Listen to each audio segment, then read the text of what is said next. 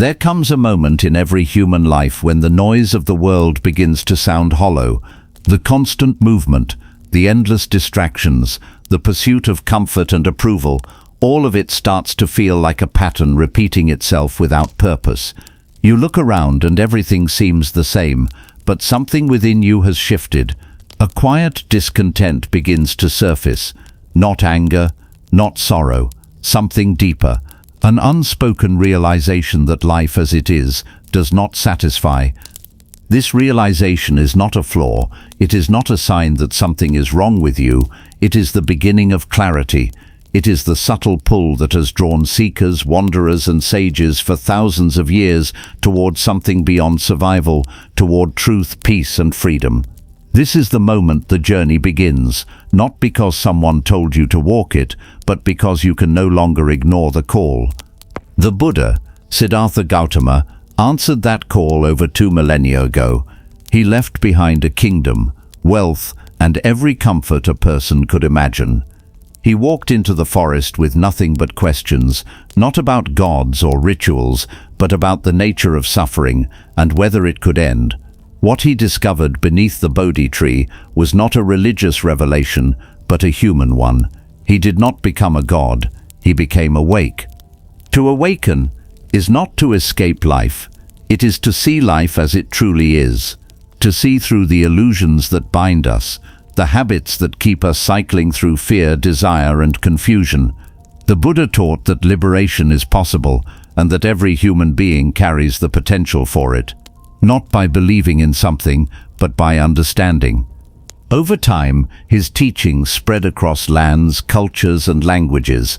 In that expansion, they took different forms. Like water shaped by the vessel it fills, the Dharma adapted to the needs of people in different places. From these adaptations emerged 3 great vehicles, or paths: Theravāda, Mahāyāna and Vajrayāna. Each one offers a unique approach to the same truth. Each one speaks to a different temperament, a different way of relating to the world, but all are rooted in the original spark ignited by the Buddha's awakening. These paths are not in competition, they do not cancel each other out. They are not hierarchies, they are doorways. Each one leads to the same destination, not a physical place, but a transformation of the human heart and mind. A radical shift in how we see, how we feel, how we exist. The world has changed since the Buddha walked the earth, but the human condition has not. We still seek meaning, we still suffer, we still ask the same questions in the quiet of the night. Why am I here? What is the point of all this? Is there more than this cycle of stress, success, failure and loss? Those questions are not problems to solve. They are invitations to begin. And when we begin, we step onto a path that billions have walked before us, not blindly but with sincerity. Some sought answers through silence and solitude, others through compassion and service, still others through symbolic rituals that aim to bypass the surface mind and speak directly to the depths of consciousness. The 3 vehicles, Theravāda, Mahāyāna, Vajrayāna, are not merely systems of thought. They are living traditions. They carry centuries of human experience, of trial and insight, of deep inquiry into the nature of the self and the universe. Each one is a complete path, offering guidance for those ready to go beyond surface-level comfort and into something far more real. But none of them can be walked without intention. This journey is not casual. It demands presence. It demands honesty. And most of all, it demands that we take responsibility for our own mind, our own suffering, and our own potential to wake up. This is not an escape from life. It is a return to life. A life unfiltered by illusion. A life lived with open eyes, open heart, and clear purpose. You don't have to be ready. You only have to be willing. And once the journey begins, everything starts to change. Not outside, but within. The ancient path, Theravāda. Theravāda is the oldest surviving school of Buddhism, and for those who walk its path, it offers something elemental, direct and uncompromising. It does not promise miracles. It does not seek to impress with grandeur or mysticism. It offers a method, a disciplined, systematic approach to freedom through self-mastery and insight. It begins with the basics, the foundation, morality, concentration, and wisdom. These are not abstract ideals, they are practical tools for transforming the mind. Every step on the Theravāda path returns to the same principle. Suffering is caused by craving and ignorance, and it can be ended through direct understanding of the truth. The image often associated with Theravāda is that of the forest monk, a solitary figure walking barefoot through the jungle at dawn, arms bowl in hand, robe draped over one shoulder, no possessions, no distractions, only the breath, the body, and the mind. Day after day, they train in mindfulness. They observe every sensation, every thought, every feeling, not to suppress them, but to see them clearly, without distortion, without attachment. This is not asceticism for its own sake. It is refinement. Every act of simplicity is a tool to reduce noise, to sharpen awareness, to cut through illusion. The mind is not conquered by force, but by attention, by watching, by understanding. The teachings of Theravāda revolve around the Pali Canon, a vast body of scripture preserved in one of the earliest languages associated with Buddhism. These texts contain not only the words of the Buddha, but also detailed instructions on meditation, ethical conduct, and the development of insight. The core practice is vipassana, insight meditation.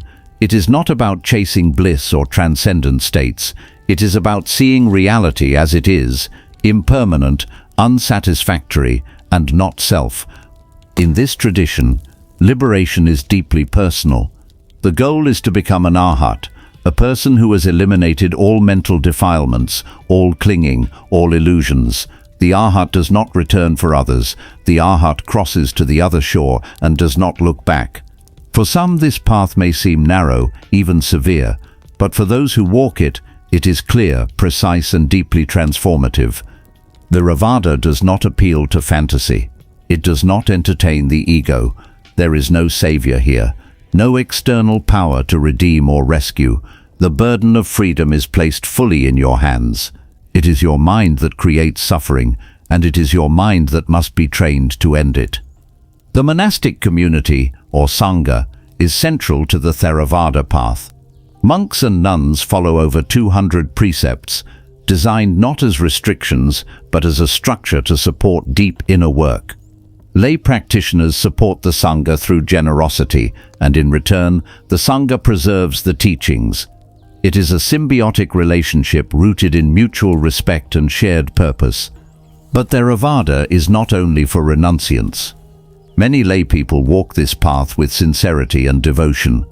They practice mindfulness in daily life, they attend retreats, they study the suttas, they observe the precepts.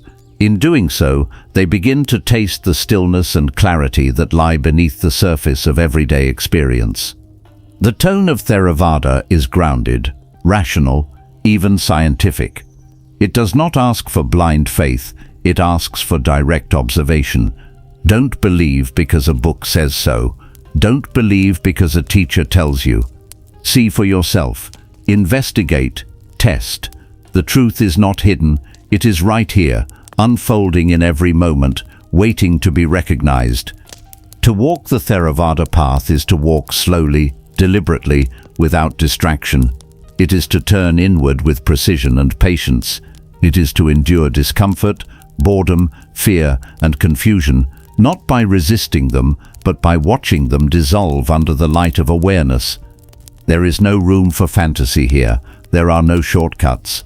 But for those who are willing to strip away everything unnecessary, everything false, Theravāda reveals something profound, that freedom does not come from becoming more, but from letting go.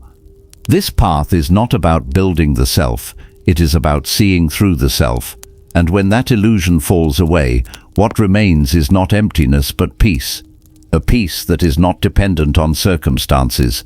A peace that cannot be shaken by gain or loss, praise or blame, pleasure or pain. In the modern world, Theravāda still thrives.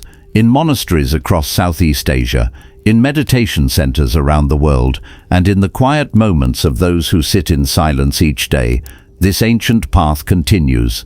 It doesn't need to evolve. It was already complete.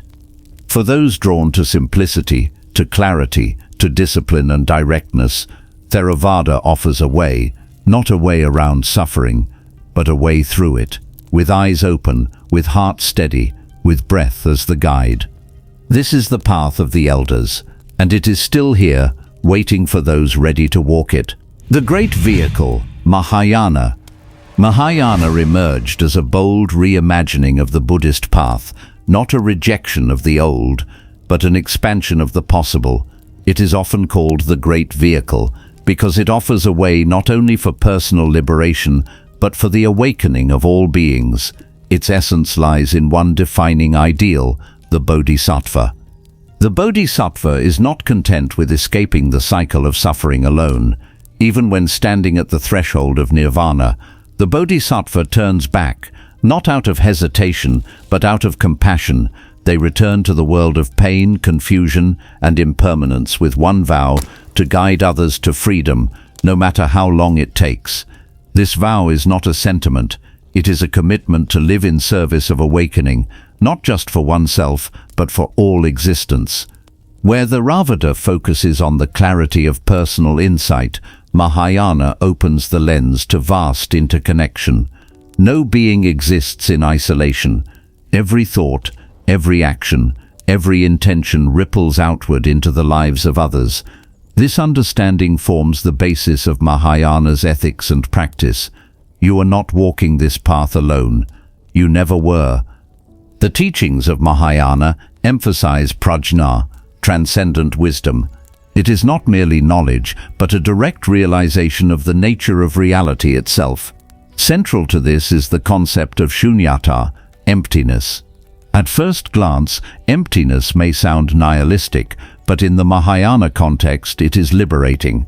Emptiness means that all things are empty of inherent fixed identity.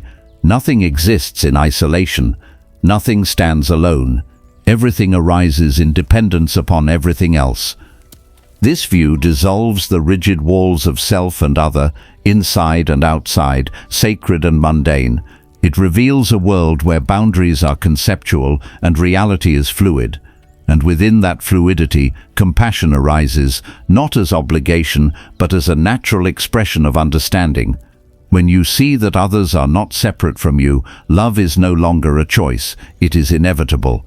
Mahāyāna also introduces a vast cosmology. Countless Buddhas and Bodhisattvas inhabit the 10 directions. They are not distant deities, but symbolic mirrors of the awakened mind.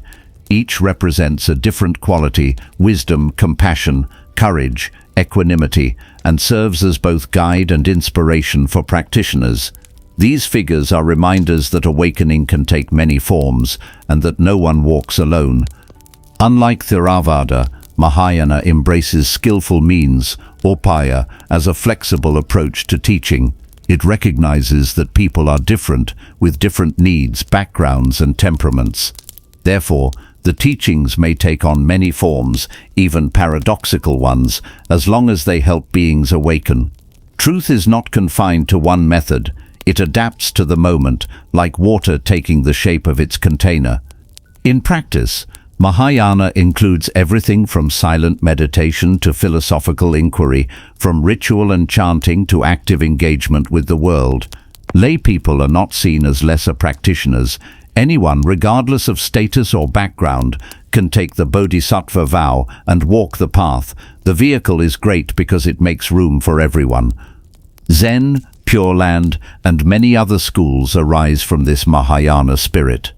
Zen strips language to the bone, pointing directly to experience beyond thought.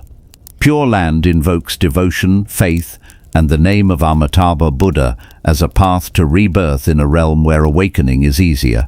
Though different in method, both carry the same Mahāyāna DNA: compassion, wisdom, and the liberation of all beings. Where the Theravāda is precise and minimal, Mahāyāna is spacious and poetic. It speaks in metaphors, koans, and paradoxes that aim to break the grip of logic and invite a deeper seeing. A Zen master may hit you with a stick or ask you what your face looked like before your parents were born, not to confuse you, but to snap you out of conceptual sleep. This is not a rejection of intellect. Mahāyāna includes some of the most sophisticated philosophy in human history. Thinkers like Nagarjuna and Shantideva articulated views that continue to challenge and inspire even today. But the ultimate goal is not intellectual mastery. It is transformation. It is the shift from self-centeredness to boundless compassion, from conceptual grasping to direct experience. The Mahāyāna path is not faster. It is not easier. It is vast. It requires a heart willing to carry the weight of the world and a mind willing to let go of fixed ideas.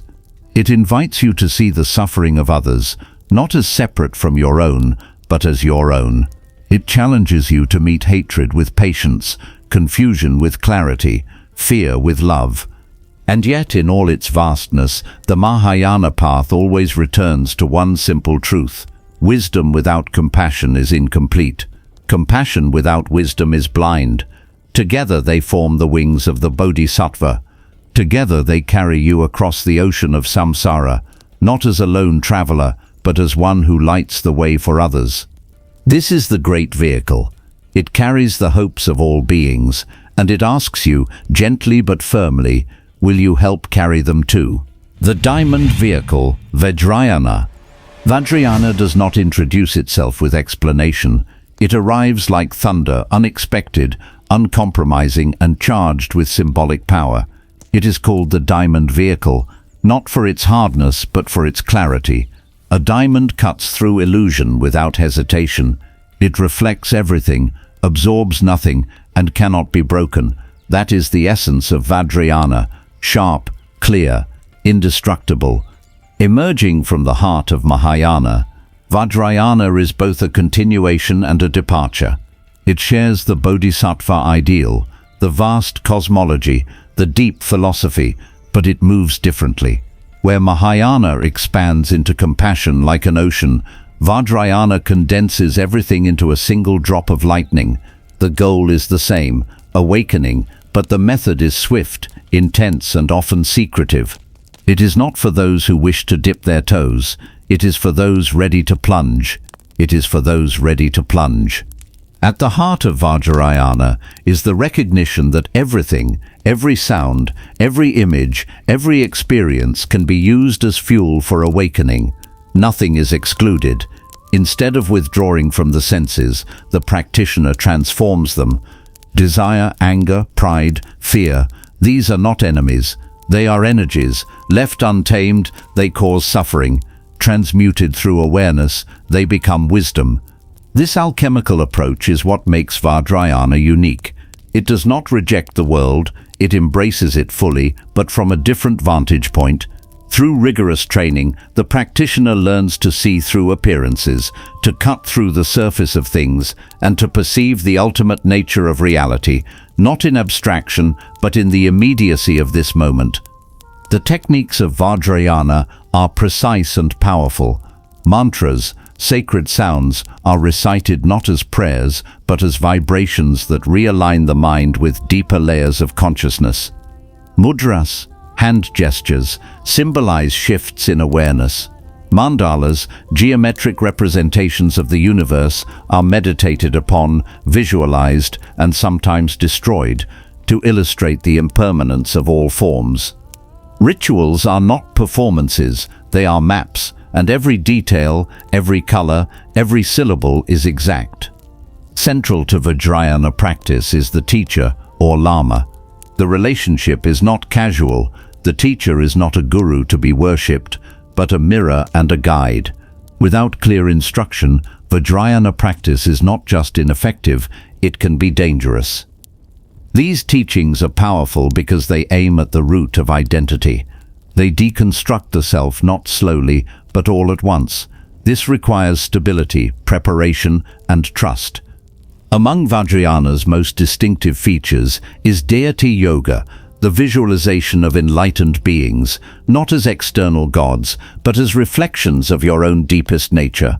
When you visualize Avalokiteshvara, the Bodhisattva of compassion, you are not calling upon an outside force, you are awakening that same compassion within yourself. When you recite the mantra of Tara, you are invoking the fearless, swift energy of liberation already embedded in your consciousness. These practices are not symbolic games, they are technologies of transformation. Tibetan Buddhism, the most well-known form of Vajrayāna, developed an incredibly rich tradition of lineages, texts and transmissions. From the snowbound monasteries of the Himalayas to the chanting halls of Dharamsala, its presence continues to pulse with vitality. But Vajrayāna is not limited to one region. It is a vehicle that transcends geography. Wherever there are practitioners willing to commit, it unfolds. Contrary to assumptions, Vajrayāna is not a fast track for those seeking spiritual shortcuts. The swiftness of the path refers not to effortlessness, but to intensity. It demands more, not less. The rituals are complex, the meditations are demanding, the commitments are lifelong. This is not a path to decorate the ego, it is a path to destroy it. Yet despite its depth and demand, Vajrayāna is filled with joy. There is a playful, wild quality to it. Laughter in the face of death. Dance as a form of wisdom. A skull cup, not as a symbol of morbidity, but of freedom from fear. It challenges your comfort because it challenges your attachments, and in doing so, it points to a freedom that is not dry or distant, but vibrant, embodied and alive. Tantra, in the Vajrayāna context, is not about indulgence, it is about presence. It is the art of being fully in the world, yet untouched by it. It teaches that when you strip away illusion, nothing needs to be added, you are already complete. The diamond has always been within you, the practice is simply to reveal it. This path is not for everyone, and it does not pretend to be. But for those who feel the calling, for those who can balance devotion with insight, discipline with spontaneity, it offers a way unlike any other. A path where every moment is sacred, every act is practice, every breath is a chance to awaken. The diamond vehicle shines because it refuses to separate the sacred from the ordinary. It pierces through layers of conditioning and reveals what has always been true, that the mind when free is luminous, that the world when seen clearly is the mandala, that awakening is not in some other place, but right here, veiled only by habit and fear. Vajrayāna doesn't ask you to believe, it asks you to burn. To burn through the lies, through the masks, through everything you thought you were. What remains is not a better version of you. What remains is the truth. Clear, radiant, unbreakable, one Dharma, many doors. There is no single way to wake up. The Dharma is not a narrow trail through the forest. It is the forest itself, dense, alive, unpredictable, yet always leading home.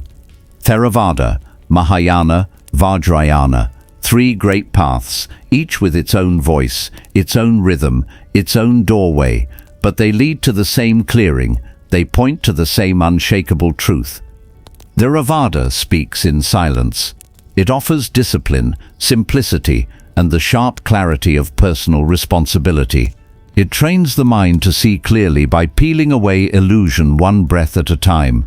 It teaches that freedom is earned through patience, restraint, and the long, steady effort of watching yourself with unwavering honesty. Mahāyāna speaks with a wide embrace. It teaches that no one is free until all are free. It reminds you that your suffering is not separate from the suffering of others, that the path is not a solitary climb, but a shared ascent. It opens your heart to a love that refuses to retreat, even in the face of despair. Vajrayāna speaks like lightning. It does not guide with steps, but with fire. It asks you to use everything, every thought, every fear, every desire, as a gate to realization. It moves fast because it dives deep. It works because it cuts. Vajrayāna offers a mirror so sharp that it shatters the image of who you thought you were, revealing something far more luminous beneath. None of these paths is better. None is more real. The truth does not belong to any school.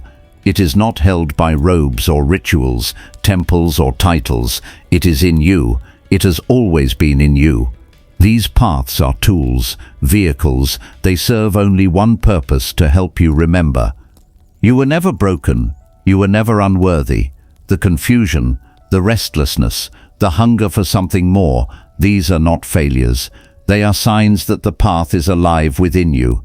They are the Dharma knocking at the door you keep trying to ignore.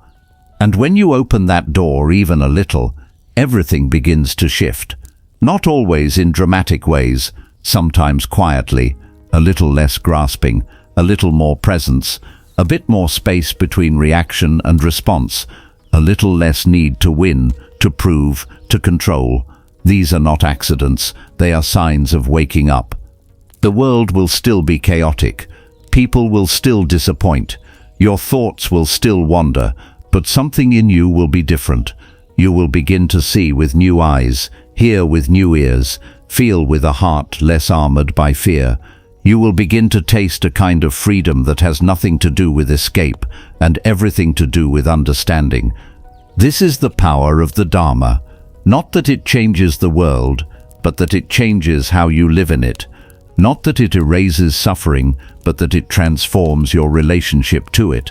Not that it gives you something new, but that it reveals what has always been true.